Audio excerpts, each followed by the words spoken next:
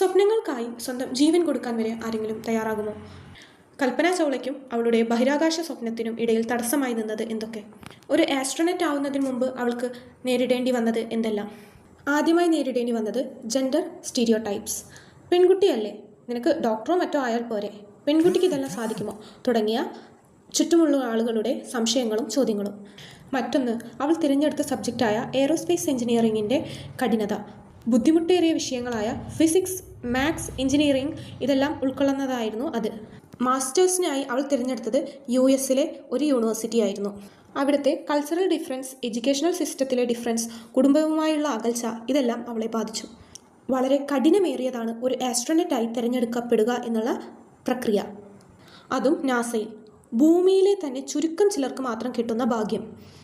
Space mission അല്ലെങ്കിൽ ഓരോ ബഹിരാകാശ യാത്രയും അത്രയും അപകടം നിറഞ്ഞതാണ്. എന്തിനേറെ, കൽപ്പനയ്ക്ക് അവളുടെ രണ്ടാമത്തെ സ്പേസ് മിഷനിൽ സ്വന്തം ജീവൻ തന്നെ നഷ്ടപ്പെട്ടു. സ്പേസ് ഷട്ടിൽ കൊളംബിയ ഭൂമിയിലേക്ക് മടങ്ങുമ്പോൾ ഉണ്ടായ അപകടമായിരുന്നു കാരണം.